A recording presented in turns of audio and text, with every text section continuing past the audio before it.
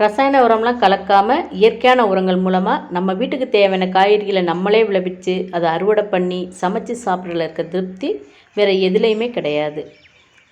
வணக்கம், welcome to garden and health. நம்ம இன்றைக்கி நம்மளோட மாடி தோட்டத்துலேருந்து நம்ம வீட்டுக்கு தேவையான காய்கறிகள் அறுவடை பண்ணுற வீடியோ தான் பார்க்க போகிறோம். இதில் வர்ற ஃப்ரெஷ்ஷான காய்கறிகளை வச்சு தான் நம்மளோட ஃபுட்ஸ் ஆஃப் இந்தியாங்கிற குக்கிங் சேனலில் நான் நிறைய வீடியோஸ் போட்டுட்ருக்கேன்.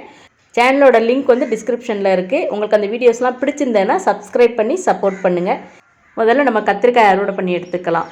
கத்திரிக்காய் செடி பார்த்திங்கன்னா வருஷம் பூரா நம்மளுக்கு காயை தந்துகிட்டே இருக்கும். இன்றைக்கி நான் வரி கத்திரிக்காய், ஊதா கத்திரிக்காய், அப்புறம் பச்சை கத்திரிக்காய் இது எல்லாமே நான் அறுவடை பண்ணி எடுத்து வச்சுருக்கேன்.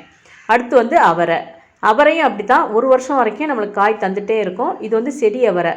ஒரு தண்டுலேருந்து காய்கள் எல்லாம் வந்ததுக்கப்புறம் அந்த தண்டு காஞ்சிரும், அடுத்த தண்டு நம்மளுக்கு வர ஆரம்பிச்சிடும். இந்த மாதிரி புதர் மாதிரி அது முளைச்சிட்டே இருக்கும். நம்ம வருஷம் பூரா காய்களை எடுத்துகிட்டே இருக்கலாம். அடுத்து பார்த்திங்கன்னா கொத்தவரங்காய் ஒரு 2 செடி நீங்கள் வச்சிங்கன்னாவே போதும். உங்களுக்கு காய்கள் நிறைய தந்துகிட்டே இருக்கும். அது பார்த்திங்கன்னா நம்ம காய் பறிக்க நல்ல உயரமாக மரம் மாதிரி வளர்ந்துட்டு போயிட்டே இருக்கும். அடுத்து வெண்டைக்காயும் அதே மாதிரி தான்.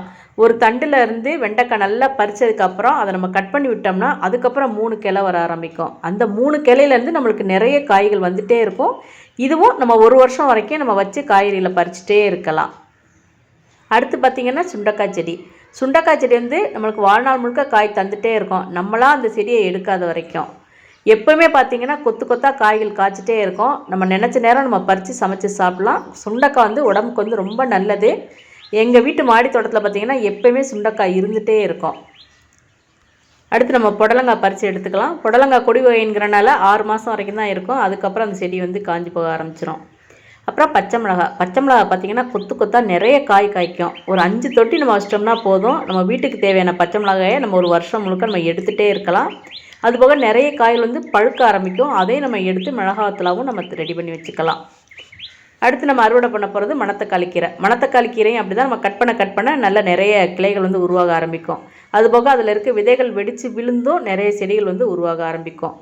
அப்புறம் நம்ம கருவேப்பிலை பறித்து எடுத்துக்கலாம். கருவேப்பிலை நம்மளுக்கு வருஷக்கணக்காக இருக்குது. நம்ம தேவைக்கு அப்பப்போ ஃப்ரெஷ்ஷாக பறித்து எடுத்துக்கலாம்.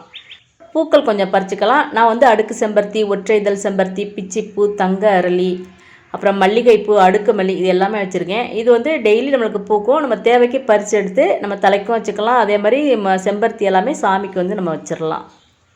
அப்புறம் கொஞ்சமாக லெமன் கிராஸ் பறிச்சிட்டேன், அவ்வளோதான்.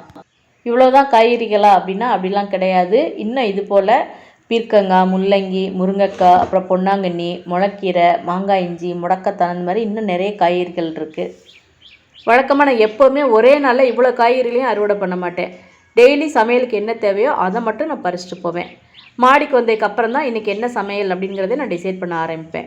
இன்றைக்கி இவ்வளோ காயும் ஒரே நாள் அறுவடை பண்ணதுக்கு காரணம், நம்ம மாடியில் கொஞ்சம் இடம் இருந்தால் கூட நம்மளாலையும் இவ்வளோ காய்கறிகளை விளைவிக்க முடியும் அப்படின்னு உங்களுக்கு காமிக்கிறதுக்கு தான். உங்கள் வீட்டு மாடியிலையே இந்த மாதிரி கொஞ்சம் இடம் இருந்தால் நீங்களும் இந்த மாதிரி ட்ரை பண்ணி பாருங்கள். நீங்களும் நல்ல விளைச்சலை எடுக்கலாம்.